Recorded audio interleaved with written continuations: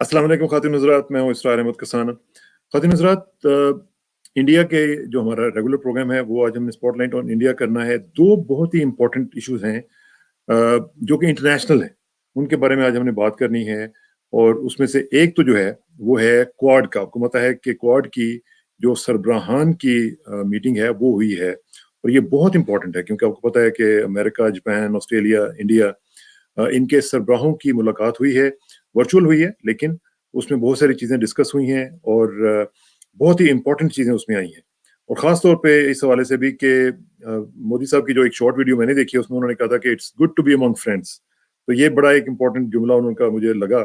और साथ साथ हम ये देख रहे हैं कि क्वाड का जो 2004 में ये जो सिलसिला शुरू हुआ था, उसको हमने देखा है कि एक सफ़र है ऐसा जो कि कॉन्सेप्ट से लेकर रियलिटी तक पहुंचा है। और ये मैं समझता हूँ कि बड़ी एक क्विक प्रोग्रेस है और बड़ी कंसिस्टेंट प्रोग्रेस है जो कि बड़ी पॉजिटिव है इस हवाले से। दूसरा ये है कि एक एक ये भी क्रिटिसिज्म कह लें या कुछ भी कह लें कि कहा यह जाता था कि इंडिया एक रिलक्टेंट पार्टनर है क्वाड में। तो इस मीटिंग के बाद मेरा ख्याल है कि उस इंप्रेशन को भी डिस्पेल करने में मदद मिलेगी, और बाकी चीज़ों का भी हम ज़रा तजिया करेंगे। और अफगानिस्तान में आपको पता है टोनी ब्लिंकन ने जो लेटर लिखा है उसके बाद क्या क्या रिएक्शंस आ रहे हैं, किस तरफ चीज़ें बढ़ रही हैं, उसका भी ज़रा तजिया करेंगे। और इन तमाम उमूर के ऊपर गुफ्तगू करने के लिए हमारे साथ बहुत ही इंपॉर्टेंट गेस्ट एज यूजुअल जनाब एयर मार्शल कपिल काक साहब। Good morning sir. मॉर्निंग हजूर, आदाब नाजरीन। Sir thank you very much. सबसे पहले तो क्वाड से जरा शुरू करते हैं। सर क्वाड के बारे में मार्शल साहब, बड़ा एक जिस तरह मैंने कहा कि 2004 से एक सिलसिला शुरू हो रहा था। पहले ऑफिशियल्स मिलते रहे, मुख्तलिफ लोगों से मुलाकातें होती रहीं आहिस्ता आहिस्ता, और ये डिजास्टर रिलीफ के तौर पर शुरू हुआ था आइडिया। लेकिन अब ये एक फॉर्मल काइंड ऑफ अलायंस जो है उसको उसका बनता हुआ हम देख रहे हैं। इसको आपने किस नजर से देखा है जी इस मीटिंग को? नहीं, देखिए, बहुत ही तारीखी कदम है। जैसे आपने खुद ही कहा है कि कॉन्सेप्ट टू रियलिटी एक सिचुएशन सूरत हाल आई है। ये भी बात की बहुत अहमियत है कि बाइडेन ने 50 दिनों में सदर बनने के बाद ये एक आगाजकार शुरू किया है, इनिशिएटिव किया है। तो बहुत ही अहमियत रखता है। पहले भी जैसे ईएम्स की खारजा मिनिस्टर्स की मीटिंग रही थी 19 में, उसके बाद 21 में भी फरवरी, इस साल ही फरवरी में मीटिंग हुई। मगर ये पहली जो रहनुमाओं की, लीडर्स की मीटिंग है, समिट मीटिंग है, वर्चुअली हो। मगर जो आपने बताया है ये एक तरीके से नाजरीन के सामने क्या हकीकतें लाई जा सकती हैं। पहले है कि हमें एक दस्तावेज है, interim strategic guidance to administration, जो उनका डॉक्यूमेंट बाइडेन साहब ने निकाला है। उन्होंने उस पे कहा है कि ये चीन हमारे लिए एक ही कॉम्पिटिटर है, मतलब और एक तरीके की पोटेंशियली जो अपने सैनिकी, मुवाशी, सरबराही, उन मिलिट्री टेक्निक के जो ताकतें हैं उनको मिलजुल के एक तरीके का बरकरार चुनौती पैदा कर सकता है। तो ये अल्फाज का गौर फरमाइए। किसका चैलेंज है? खुला और एक तरीके जो पायदार, स्टेबल बैनुल अक़वामी निज़ाम है। ये मतलब सिर्फ ये 4 मुल्कों के नहीं है, ये बहुत अहमियत रखता है। मतलब जो क्वाड है, ये जो एक इंडो पैसिफिक का एक कंस्ट्रक्ट था, इस वक्त इस समिट में सबसे पहला जो एक बहुत ही अहम मुद्दा हमारे सारे आलम में आया है कि ये चीन के खिलाफ ही नहीं है, उससे आगे भी है। मगर ये तो एक बात है। दूसरी के इसमें कोई शक नहीं है कि हर एक मुल्क के कुछ खौफ हैं चीन से। ये कैसा खतरा हो सकता है? बल्कि ये चारों जो कंट्रीज हैं उनमें ये कॉमनैलिटी है कि चारों को कुछ ना कुछ प्रॉब्लम है चाइना के साथ। और एक कॉमनैलिटी ये है कि ये चारों की चारों जो है ये मैरीटाइम पावर्स हैं, डेमोक्रेसीज भी हैं, तो ये कॉमनैलिटीज हैं। लेकिन चाइना का इशू सबके साथ कॉमन है, मिला हुआ है। तो इसीलिए जो अभी एक कोएलिशन बनी है, मैं आपके साथ सहमत नहीं हूं जब आपने कहा है कि अलायंस, ये अलायंस नहीं है, ये एक तरीके का सलामती का, हर एक मुल्क के कौमी सलामती का एक डायलॉग था, बरकरार रहा है। जैसे आपने खुद ही कहा है 2004 की सुनामी में तो डिजास्टर रिलीफ से शुरुआत हुई, फिर 2007 और 2017 के बीच में काफी एक तरीके की लाइंग लो अप्रोच था इस क्वाड का, खासकर क्योंकि चीन इसके खिलाफ मुखालिफत कर रहा था। वो ऑस्ट्रेलिया को मालाबार एक्सरसाइज में एक तरीके से मुखालिफत कर रहा था, जिसकी भारत ने, हिंदुस्तान ने उसकी सेंसिटिविटी को बरकरार रखा। मगर जब हम देखा इस वक्त क्या पुश क्या आया, दो चीजें, एक तो जो एक्सपेंशनिस्ट और एक तरीके की जबरदस्ती का बर्ताव चीन साउथ ईस्ट एशिया में कर रहा है, साउथ चाइना सी में कर रहा है, ईस्ट चाइना सी में कर रहा है, तो ये इतना इम्पोर्टेंट नहीं था। जो सबसे मॉन्यूमेंटल चेंज आया है जब उन्होंने जमीन ग्रैबिंग की, सलामी स्लाइसिंग का अप्रोच, जो जो एक कॉमन एग्रीमेंट्स रहे हैं चीन के साथ, उनको डिसरिगार्ड करते हुए उन्होंने हमला बोला है जो मशरकी लद्दाख में हिंदुस्तान में। तो हिंदुस्तान में हिम्मत दिखाई, उसमें कोई, मैं जो कुछ भी कहूं इसमें कोई शक नहीं है कि एक उन्होंने इशारा सारे आलम को दिया है कि जब ऐसी सूरत हाल आए तो हिंदुस्तान अपनी इज्जत बचाने के लिए, डिग्निटी रखने के लिए, चीन हो या कोई मुल्क हो, जो उसके नेशनल इंटरेस्ट में, उससे किसी तरह। ये तो एक बात। दूसरी बात जो है, आपने बहुत ही एक अहम मुद्दा उठाया है, हमेशा उठाते रहते हैं, वो कि यहाँ कुछ थोड़ी सी दो राय हैं हिंदुस्तान में। आपने कहा था कि कोई हेजिटेशन थी, हमारी एलीट, जो हिंदुस्तान की एलीट है, उसकी भी दो ओपिनियंस है। मगर वो जब चीन ने हमला बोला है मशरकी लद्दाख के, उसके बाद जो ऑपोजिशन थी क्वाड की, वो काफी कम हुई है कि हमारे पास ऑप्शंस क्या है, क्या कर सकते हैं आप तो एक कोऑपरेटिव फ्रेमवर्क, तो ताउन का जो एक फ्रेमवर्क है उसमें मिलिए, जो आपके जो डेमोक्रेसीज हैं, जहां जहां भी जमहूरियत है और जो इम्पोर्टेंस रखते हैं, जिनके पास काबिलियत है, वो मुआशी हो, सैनिकी हो, जैसे भी को आप उनके साथ मिल जाइए। मगर इसकी पैकेजिंग जो है, वो बहुत दिलचस्प तरीके की पैकेजिंग है। वो ये है कि जैसे मैंने पहले कहा है कि चाइना की जो बेलिजरेंस है, या उनकी जो एक जबरदस्ती का बर्ताव है, तो वो तो हमने रखा ही है। मगर ये दूसरा मुद्दा मैं आपके सामने, बहुत ही मॉन्यूमेंटल मुद्दा है कि अब हम आलमी ग्लोबल बिग टिकट आइटम्स जो हैं, जो चुनौतियां हैं, उसका सामना करेंगे। तो आप देखिए ये चार मुल्क हैं, ये एक और बात जो है बहुत अहमियत रखती है। जब 1750 में मुगल रूल हिंदुस्तान में था, तब उस वक्त हिंदुस्तान और चीन मिला के दोनों 50% जीडीपी सारे आलम का यहाँ होता था, इन दो मुल्कों। और 1950 में ये 50% से 6% चीन का रहा और 3% हमारा रहा। तो इस वक्त क्या था, ताकतें सारी मगरबी ताकतें थी, कॉलोनियल पावर्स थे, इंपेरियल पावर्स थे। अब एक मौका कि जो सेंटर ऑफ ग्रेविटी है हिकमत अमली की बैलेंस का, वो एशिया की तरफ शिफ्ट हो रहा था, जिसमें चीन और हिंदुस्तान एक बहुत ही इंपॉर्टेंस रखते थे। मगर चीन के बर्ताव से हिंदुस्तान के पास कोई ऑप्शन नहीं रही कि उसके चैलेंजेस को फेस करने के लिए, चुनौतियों को फेस करने के लिए कुछ और ममालिक की मदद ली है। तो ये बहुत ही मुद्दा, बहुत ही सिग्निफिकेंट रखता है। चीन को इसके लिए सोचना है। और जो ओबॉर जो है, one belt one road initiative है, जिसपे सीपेक भी उसी का एक ये है, उन ममालिक को जो ओबॉर को सपोर्ट कर रहे हैं, उनको ये इस वक्त जब मैं आपको कह रहा हूँ अगले 10 साल में वो एक मिलिटराइज्ड अप्रोच होगा वहां पे ओबॉर का और सीपेक का।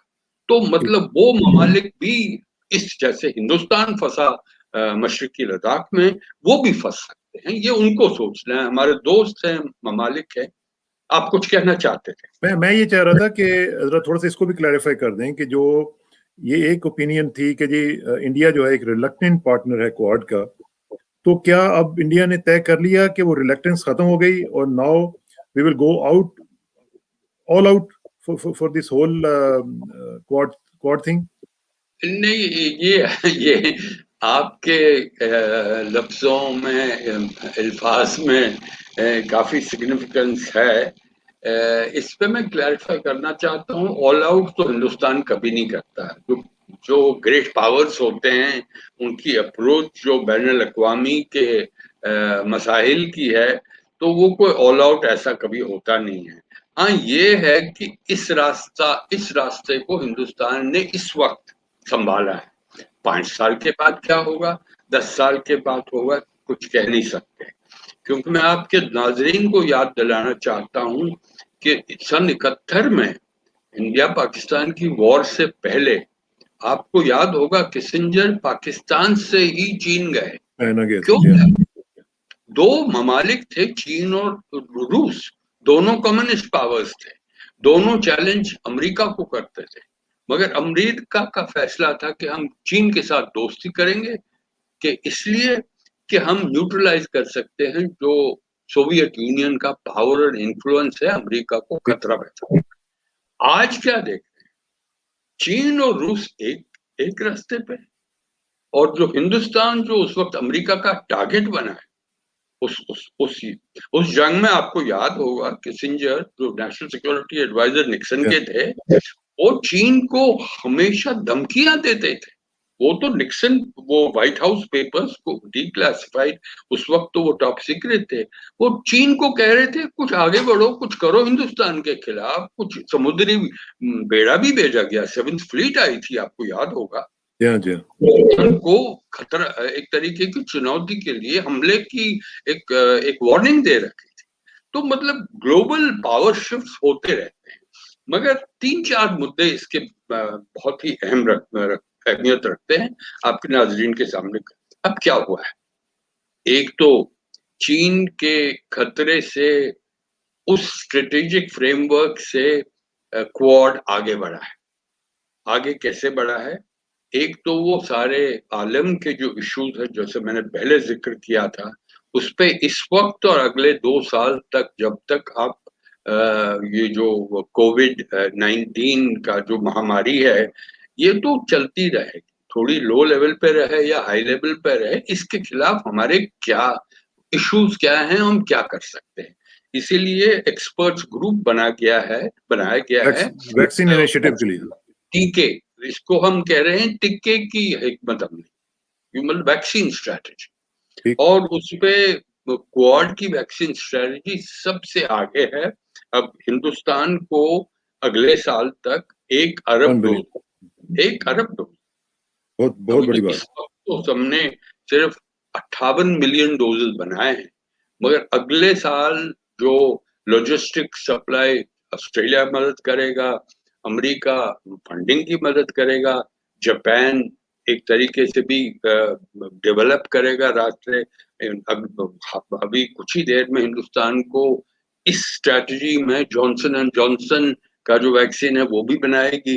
तो मतलब एक फार्मेसी ऑफ द वर्ल्ड और vaccine source of the world Hindustan होगा। तो ये हिंदुस्तान के लिए काफी अहमियत रखता है। दूसरा जो सबसे बड़ा मुद्दा अगले 10 साल हम सोच सकते हैं, वो तकनीक की बात, टेक्नोलॉजी, तकनीक की सलामती, टेक्नोलॉजिकल सिक्योरिटी। तो इस पे ये बहुत ही एक तरीके की अहमियत रखता है। तो इसमें एक बड़ी इंपॉर्टेंट जो बात मैं सोच रहा था, एक तो आपने फरमाया कि जो वैक्सीन इनिशिएटिव है, ये तो वाकई बहुत बड़ी बात है।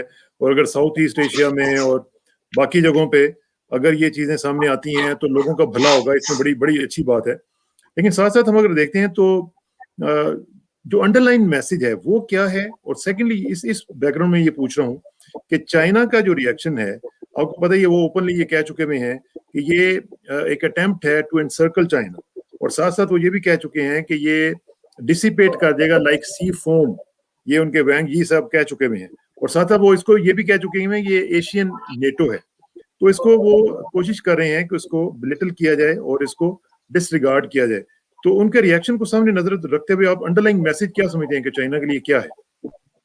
नहीं, चाइना के लिए तो ये बहुत ही एक नेगेटिव डेवलपमेंट है, इसमें कोई शक नहीं है, क्योंकि अभी तक हिंदुस्तान चाइना की एक तरीके की हिमायत करता था। हम जानते हैं म्यूचुअल सेंसिटिविटीज हैं, आपके लिए कुछ खतरे हैं जो आप समझते हैं, हमारे लिए खतरे हैं हम समझते हैं। तो उसमें बदलाव जो लाया है, एक तरफी बदलाव, वो तो चीन ने लाया है ना। जब भी आप आजकल बैनुल अक़वामी अमल में या सिस्टम में जब आप इतना अपेंड करते हैं तो आपको नुकसान जो कुछ भी है उसका तो you have to pay the price for it. It is low cost, free. There is no such thing as a free lunch in the international system. अगर आपने ये किया है तो हिंदुस्तान आगे बढ़ा है एक तरीके की हिमायत करना और कोऑपरेटिव ताउन का एक रास्ता बाकी मुल्कों से लिया है, मगर इसको कैलिब्रेट किया जाएगा। ये कोई ऐसे ऑल आउट नहीं है। जैसे मैंने कहा है कि हिंदुस्तान आज पिछले 70 साल से किसी अलायंस में नहीं आएगा। अगर वो अलायंस होगी, उस अलायंस का लीडर हिंदुस्तान होगा। क्वाड में हिंदुस्तान लीडर हो नहीं सकता है, क्योंकि सबसे बड़ा सुपर पावर अभी तक भी अमेरिका है, अमेरिका की लीड में है। तो इसीलिए वो हेजिटेट करेगा, जैसे आपने पहले किया था। जहां तक चीन का है, वो समझते हैं कि ये उनके खिलाफ, इसीलिए आप देख रहे हैं कि आप वांग यी जा रहे हैं, अमेरिका जा रहे हैं, ये उनकी वो मुलाकात अलास्का में होने जा रही है। जी हाँ, क्योंकि एक तरीके जो तिजारत के उनके इश्यूज है उनको संभालेंगे, और दूसरी तरह से जो ये क्वाड की जो स्ट्रेटेजी रही है, इनको कहा वहां तो अच्छा, इसमें एक और चीज हिमांशु साहब, एक और बड़ी इंपॉर्टेंट डेवलपमेंट या कोइंसिडेंस कह लीजिए, आज ही नेशनल पीपल्स कांग्रेस जो है एनपीसी, जो कि चाइनीज पार्लियामेंट है, उसकी भी मीटिंग आज खत्म हुई है। तो ये भी एक कोइंसिडेंस है या क्या है? बहरहाल एक इंपॉर्टेंट डेवलपमेंट है ये भी। जी, वो नहीं, कोइंसिडेंस नहीं है, ये प्लान्ड मीटिंग थी। पहले वहां पे तो meeting, National People's Congress meeting दो महीने पहले बनती है। मुझे नहीं लग रहा है कि ये सडनली ऑर्गेनाइज की गई है, क्योंकि एक तरीके का दबाव है इस वक्त शी जिनपिंग का। क्योंकि शी जिनपिंग एक तो पहले वो खुद को माओसी तुंग और डंग शाओपिंग के बाद तीसरे रहनुमा चीन के खुद ही उन्होंने अपॉइंट किया है।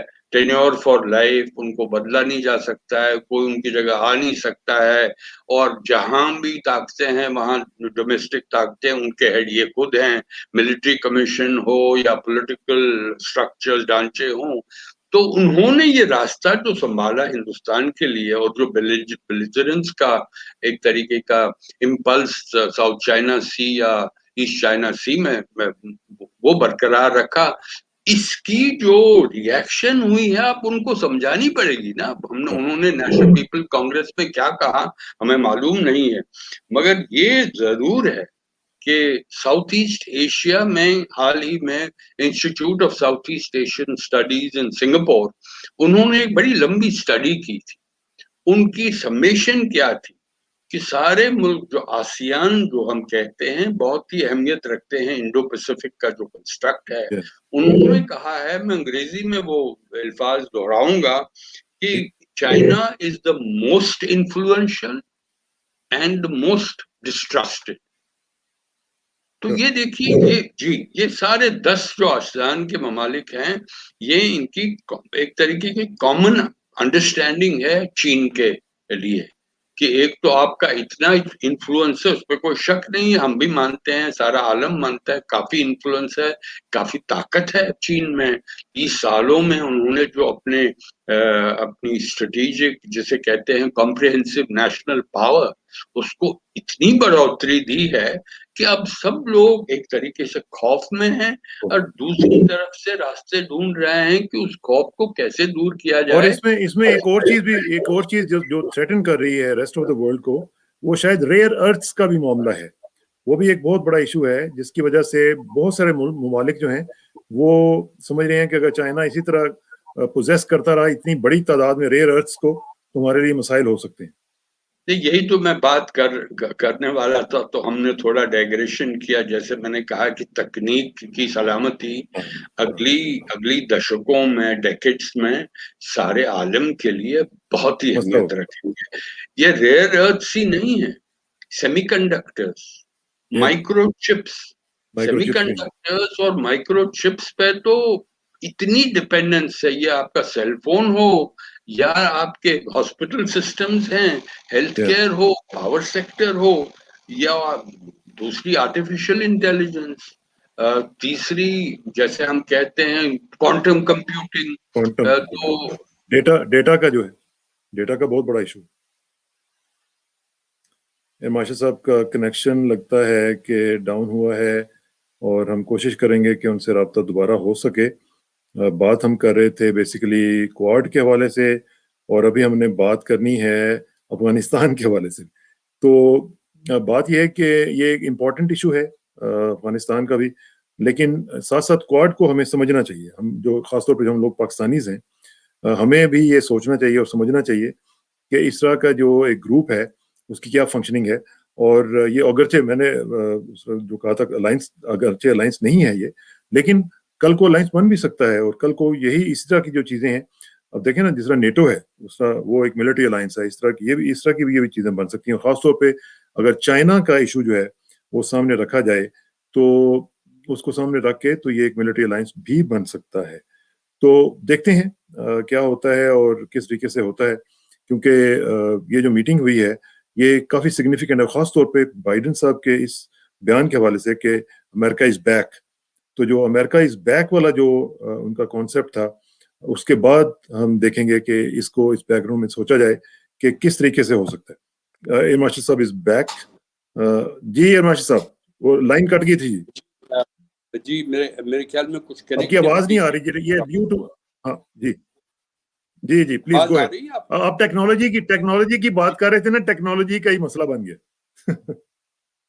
जी जी, तो मतलब टेक्नोलॉजी आपकी में आवाज ये है कि हम्म, ये जी टकराव जो है आ रही है।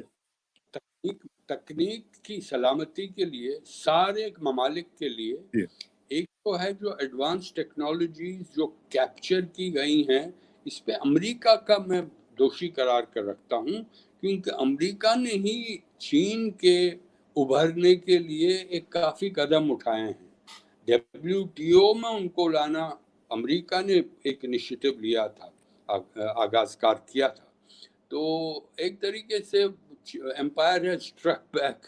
अब चीन ने जो तकनीक, जो उनकी आईपीआर थी, इंटरनेशनल अग्रीमेंट है, वो तकनीक का मतलब चोरी करने का उन्होंने पिछले 20-25 सालों से बिल्कुल बरकरार रखा था। अब अमेरिका को याद आया कि उन्होंने किया क्या है, तो अब या तकनीक को जो डिनायल है, जैसे हमने अभी बात की सेमीकंडक्टर्स हो, हाँ माइक्रोचिप्स हो, या रियर बात आपने उठाई टेरर्स। थी, क्वांटम कंप्यूटिंग, आर्टिफिशियल इंटेलिजेंस, ये इतने इतने मतलब टेक्नोलॉजिकल इश्यूज हैं, ठीक। वो आगे अच्छा अच्छा, बढ़ने के लिए। इरमाशी साहब, चूंकि अब टाइम कम रह गया है, वो लाइन कटने की वजह से मैं चाहता हूँ कि आखिर में थोड़ा सा अफगानिस्तान के ऊपर भी बात कर लें कि ये जो टोनी ब्लिंकन का लेटर गया है और उसके बाद का जो रिएक्शन है वो भी जरा देख लें कि अफगानिस्तान अब किस तरफ बढ़ रहा है बाइडन के आने के बाद। अब क्या क्या मामला चल रहे हैं, किस तरीके से आप इसको देख रहे हैं? नहीं, देखिए, ये तो मैं देखता हूँ कि ये अमेरिका की एक हिकमत अमली की हार है। पिछले 20 साल से वो अफगानिस्तान में सैनिकी तरीके से मौजूद हैं। एक वक्त तो 1 लाख उनके फौजी थे, अब को कोई 2,500 फौजी हैं, मगर कोई बदलाव आया नहीं है। अब उन्होंने जो बाइडेन साहब ने एक तरीके से through the national security adviser and जो उनके सेक्रेटरी स्टेट हैं, चिट्ठी लिखवाई है कि देखिए, एक इंटरिम गवर्नमेंट होनी चाहिए, और वो आईन का जो principles of the new constitution वो आगे बढ़ेगा, और एक टर्की जो है वो होस्ट करेगा एक कुछ ममालिक की कॉन्फ्रेंस, जिसमें हिंदुस्तान भी मौजूद है, पाकिस्तान भी होगा, रूस होगा, चीन होगा, अमेरिका होगा। तो वो एक तरीके का जो अभी तक दोहा प्रोसेस था, अब उसको हटाया गया है, एक नया प्रोसेस लाया गया है। तो ये तो पहली बात है। दूसरी है कि ये सबसे बड़ी जो स्ट्राइकिंग सिचुएशन है वो कि जो कुछ भी किया गया है, किसी तरह की कंसल्टेशन नहीं हुई है काबुल सरकार से। तो काबुल सरकार तो सारे आलम उसको रिकग्नाइज करती है। अगर आप रिकग्नाइज्ड वाली सरकार को किसी तरह से कंसल्टेशन नहीं करते हैं, तो ये तो एक तरीके का और फिर दिखाता है इरमान साहब, इसमें एक और चीज जो इम्पोर्टेंट है वो ये थी कि जो लेटर की टोन थी बड़ी अनकैरेक्टरिस्टिक किस्म की थी, और उसमें हमने देखा कि उनका जो लहजा था वो भी बड़ा सख्त था, और इसी वजह से शायद मुझे लगता है कि अफगानिस्तान ने उसको रिजेक्ट भी कर दिया है और कहा है कि हम इस तरह इलेक्शन नहीं करवा सकते, हम तो इलेक्शन जीते हुए हैं।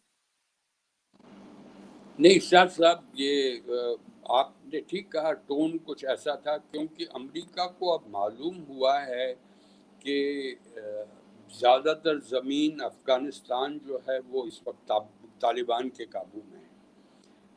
एक लफ्ज़ इस्तेमाल हुआ है कि उस चिट्ठी में नहीं मगर वैसे बहस में कि Taliban is breathing down the next of the cities of Afghanistan. तो मतलब तालिबान की ताकत बढ़ी हुई है। अब तो वही हम इस मामले में नहीं जाएंगे कि वो कैसे बढ़ी है, ठीक मगर ठीक ठीक।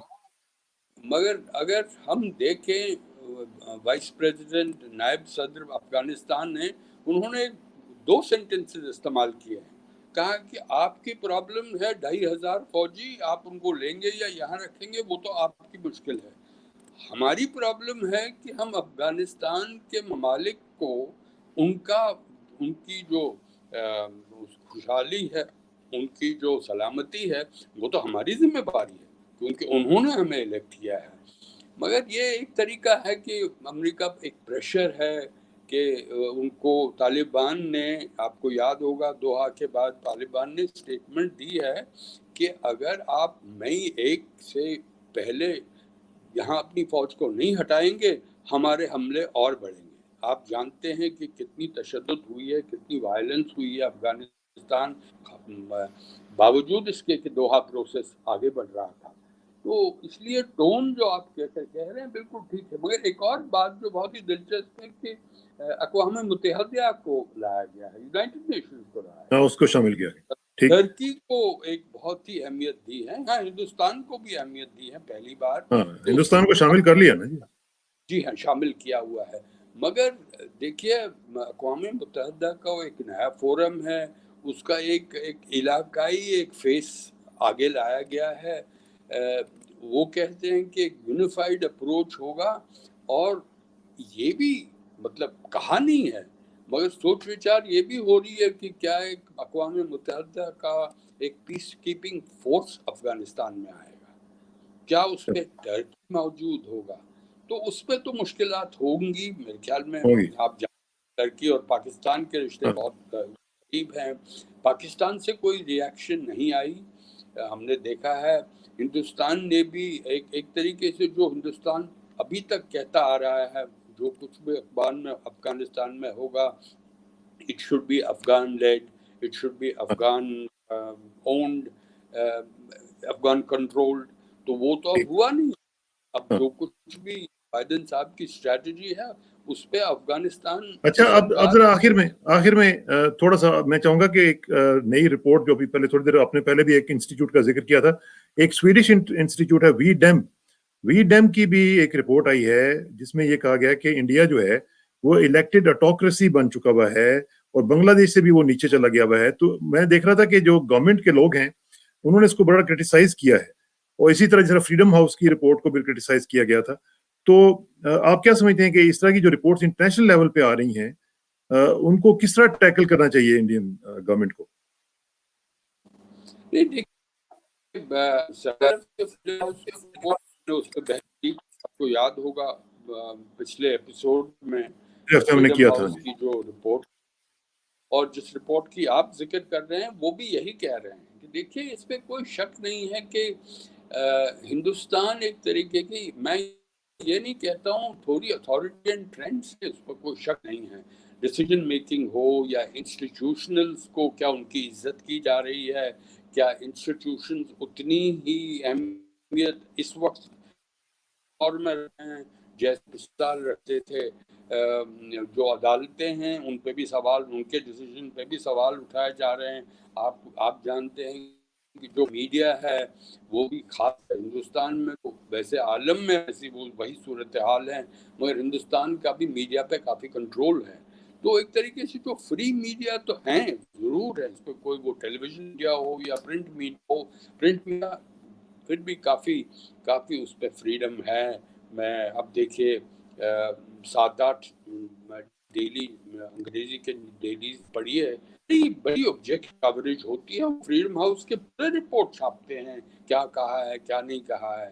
तो सरकारें तो हमेशा जो कोई भी उनकी मुखालिफत करें, खासकर हमारी जो इस वक्त की सरकार है बहुत सेंसिटिव है, कोई उसको मुखालिफत करे।